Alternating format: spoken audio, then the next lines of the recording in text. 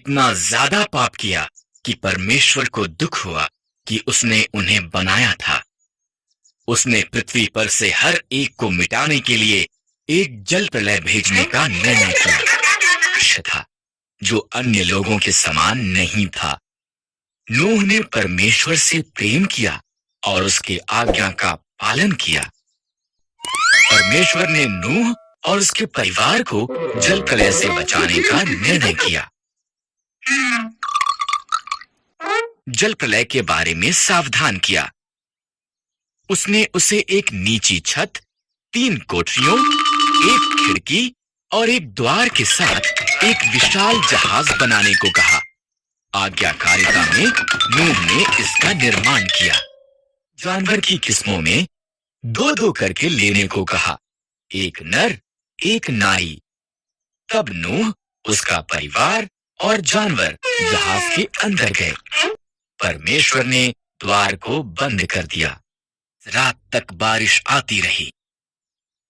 पानी आकाश से गिरा और समुद्रों और झीलों से भी ऊपर आया, यहां तक कि सबसे ऊंचे पहाड़ भी पानी में डूब गए। उसका परिवार और सभी जानवर बाढ़ के जल के ऊपर तैरते जहाज में सुरक्षित थे।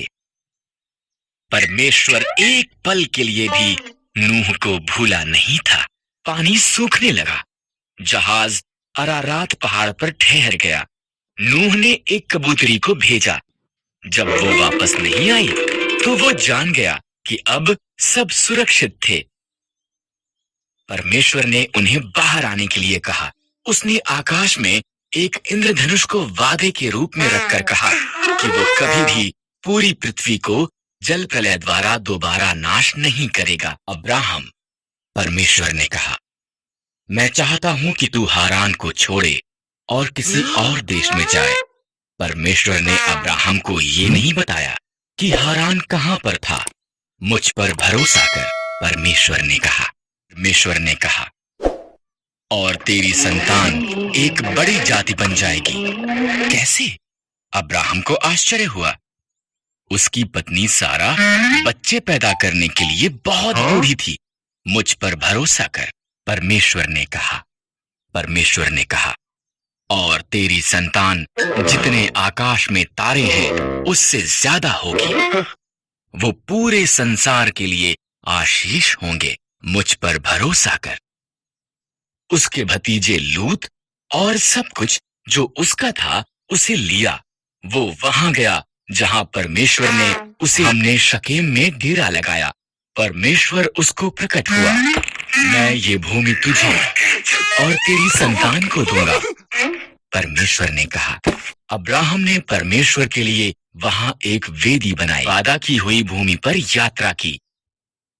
वो खुश था कि उसने परमेश्वर पर भरोसा किया था, इसलिए उसने एक और वेदी बनाई और उस सब के लिए परमेश्वर का धन्यवाद किया जो उससे वादा किया गया था, और पुत्र से बहुत सी संतान का वादा किया जो सारे संसार के लिए आशीष होंगे।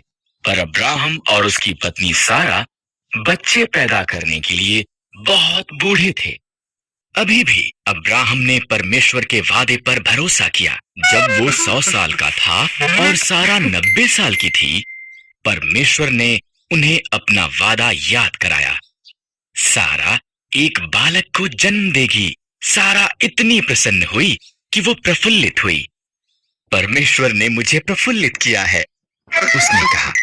इसलिए उन्होंने उसका नाम इसहाक रखा, जिसका अर्थ है वो हंसता है। लड़का था। परमेश्वर ने अब्राहम को उसके पुत्र को मोरिय्याह पर्वत पर ले जाकर उसकी बलि देने को कहा। परमेश्वर इस तरह अब्राहम की परीक्षा ले रहा था, और अब्राहम ने छुरी और मशाल ली। इकट्ठे वो पहाड़ पर चढ़ गए। बलिदान के लिए मेमना कहां पर है? इसहाक ने पूछा। परमेश्वर इसका प्रबंध करेगा, अब्राहम ने जवाब दिया। लकड़ियां रखी, इसहाक को बांधा और उसको लकड़ियों पर रख दिया। जैसे ही उसने इसहाक को मारने के लिए छुरी उठाई, एक स्वर्गदूत ने उसको नाम लेकर आवाज लगाई, अब्राहम। स्वर्गदूत ने कहा, परमेश्वर जानता है कि तू उसके वादे पर भरोसा करता है। उधर झाड़ियों में देख, एक मेढ़ा अपने सींगों से झाड़ियों में फंसा हुआ है। इसके बदले उसे बलिदान कर। अब्राहम ने उसके पुत्र की बजाय मेढ़े को बलिदान किया। उसने उस स्थान को यहोवा यिरे, परमेश्वर प्रबंध करेगा रखा, क्योंकि परमेश्वर ने बलिदान का प्रबंध किया था। ठीक जैसा कि परमेश्वर ने कहा था, उसका वादा सच्चा हुआ।